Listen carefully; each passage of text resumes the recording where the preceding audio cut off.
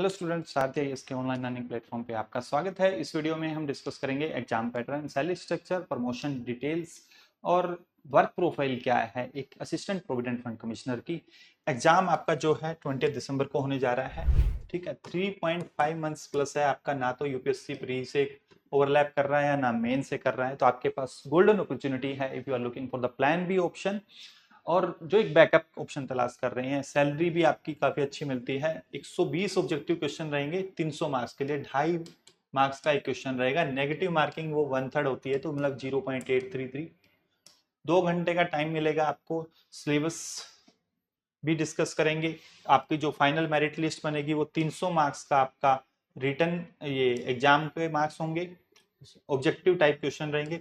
100 marks interview के रहेंगे। 75% weightage इसकी रहेगी। 25% इंटरव्यू की वेटेज रहेगी। उसके बाद में जो फाइनल मेरिट लिस्ट निकलेगी, ठीक है, जैसे 300 100 मार्क्स का है तो 75 25% वेटेज रहने के बाद एक स्कोर निकाला जाएगा। जितने भी आप मार्क्स लेके आएंगे ऑब्जेक्टिव पेपर में उसका 75% और इंटरव्यू के जो भी मार्क्स होंगे उसका 25% आपका काउंट करके फाइनल मेरिट लिस्ट निकाली जाएगी। सिलेबस देख सकते हैं आप। सिलेबस हम पहले भी डिस्कस कर चुके हैं। इंग्लिश है, heritage and freedom movements, Indian culture, development issues, present trends in economy, governance and constitution, general science, basic knowledge of computer application, elementary mathematics, statistics, general mental ability, industrial relation, labour code, social security, principle of accountancy, auditing, insurance, current events of national and international importance. तो mostly चीजें देखोगे आप 2 sections को छोड़ के, बाकी सारी चीजें आपने ऑलरेडी पढ़ चुकी हैं। इनका रिवीजन करना होगा। बस स्टेटिस्टिक बहुत ही बेसिक सा आता है, तो इजीली 1-2 क्वेश्चन आते हैं। एमएन छोड़ के भी जाओगे तो भी कोई इश्यू नहीं है। एमएन पढ़ भी सकते हो क्योंकि बहुत इजी है, लर्न कर सकते हो। और कोर्स, फुल कोर्स आपका सारथी इस प्लेटफॉर्म पे अवेलेबल है। यूपीएससी ईपीएफओ का आपका जो लिंक है वो डिस्क्रिप्शन में दिया गया है, वहां से आप सब्सक्राइब कर सकते हैं। लाइव क्लासेस शुरू होने जा रही है एंड इसके ऊपर में एक डिटेल वेबिनार भी है। वेबिनार का लिंक भी के लिए आप फॉर्म जो है साइन अप कर सकते हैं, जो डिस्क्रिप्शन में दिया गया है। डिटेल गाइडेंस जो एक्सपर्ट्स के द्वारा आपको इस वेबिनार में प्रोवाइड की जाएगी कि कैसे प्रिपेयर करना है, क्या इश्यूज एक यूपीएससी एस्पायरेंट इस एग्जाम की प्रिपरेशन में फेस कर सकता है। डिटेल स्ट्रेटजी डिस्कशन उस वेबिनार में किया जाएगा। वेबिनार का जो है लिंक रजिस्ट्रेशन के लिए आप डिस्क्रिप्शन में दिया गया है, ठीक है। तो ये सब चीजें आपको बताई जाएंगी डिटेल में और मोस्टली सिलेबस आपका ओवरलैप करता है, ऑलरेडी पढ़ चुके हैं, बस एक रिवीजन करना होगा। कुछ टॉपिक्स एक्स्ट्रा है। प्रिंसिपल ऑफ अकाउंटेंसी ये भी बहुत डिफिकल्ट नहीं है, इजीली लर्न किया जा सकता है। इंटरव्यू में मिनिमम मार्क्स लेने होते हैं। जनरल ईडब्ल्यूएस को 50, ओबीसी को 45, एससी एसटी पीडब्ल्यूडी को 40 मिनिमम मार्क्स चाहिए। फिर आता है सैलरी के, जो अभी की करंट की हम अगर 7th पे कमीशन की बात करते हैं, थोड़ा सा मैं इसको जूम कर देता हूँ, ठीक है। तो 7th पे कमीशन के अकॉर्डिंग जो आपकी बेसिक पे है वो 56,1000 है।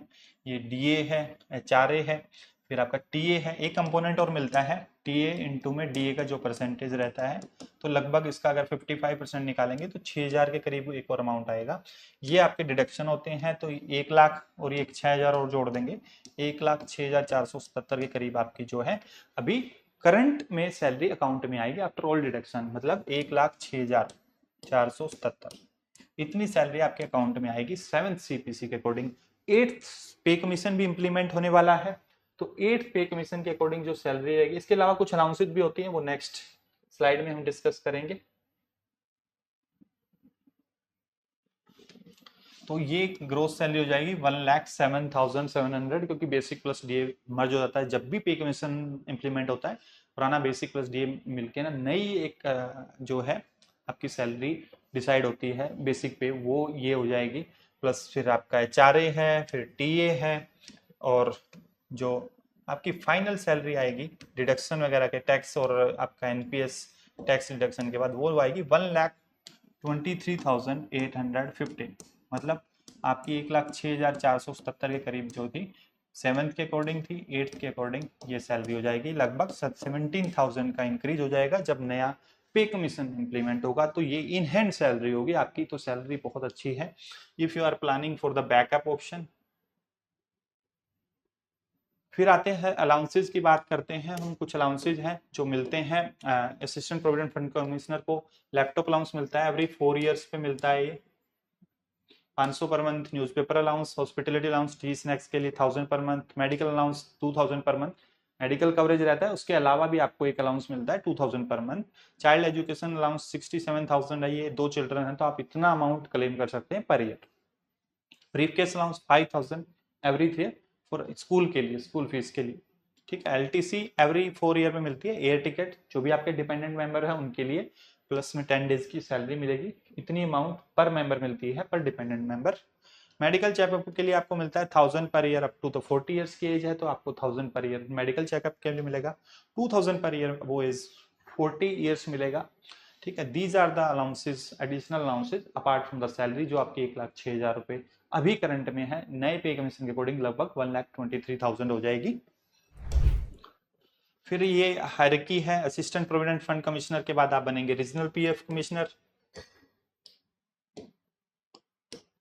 रीजनल पीएफ कमिश्नर कैटेगरी 2, फिर आप रीजनल पीएफ कमिश्नर कैटेगरी 1 में जाएंगे हर 5 साल के बाद। फिर एडिशनल सेंट्रल पीएफ कमिश्नर बनेंगे, फिर additional central PF commissioner headquarter में अपॉइंटमेंट होंगी, फिर सेंट्रल पीएफ कमिश्नर में बेस्ड ऑन द वैकेंसी, अगर आपकी वैकेंसी है तो ये स्ट्रक्चर रहता है आपका प्रमोशन का। फिर जो आपकी जो प्रोफाइल रहती है उसमें क्या करना होता है, जो आपका ईपीएफ एक्ट होता है उसको इम्प्लीमेंट कराना होता है, वो provident fund commissioner, assistant provident fund commissioner देखता है। जो भी इश्यूज है enforcement of the act, ensuring compliance, PF commissioner है बी नोटिफाइड रिकवरी ऑफिसर, जो ड्यूज रिकवर करने हैं एम्प्लॉयर से। क्वासी जुडिशियल अथॉरिटी की पावर होती है conducting inquiry, power to recover damages from the employers by way of penalty, finance and account when settlement of claims, preparation of accounts of the member, establishment, preparation of the balance sheet।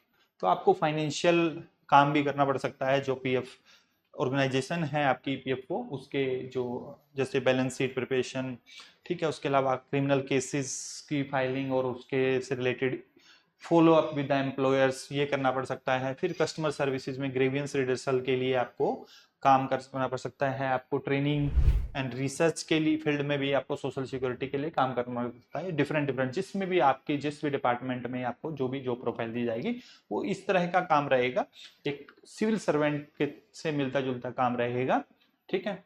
तो these are the details. अगर आप prepare करना चाह रहे हैं UPSC EPFO का तो course, complete course available है। वेबिनार हम कंडक्ट कर रहे हैं, डिस्क्रिप्शन में आप फॉर्म दिया हुआ है, आप सबमिट कर सकते हैं। क्या कैसे प्रिपेयर करना है, पूरा डिटेल स्ट्रेटजी डिस्कस की जाएगी। These are the details of salary, exam pattern और वर्क प्रोफाइल क्या रहती है एपीएफसी के असिस्टेंट प्रोविडेंट फंड कमिश्नर की, तो ये हम डिस्कस करेंगे, ठीक है। और इसमें एक गाड़ी भी मिलती है, आई थिंक सरकारी गाड़ी भी आपको यूज करने के लिए मिलती है, वो एक एडिशनल बेनिफिट है, ठीक है। So thank you for watching.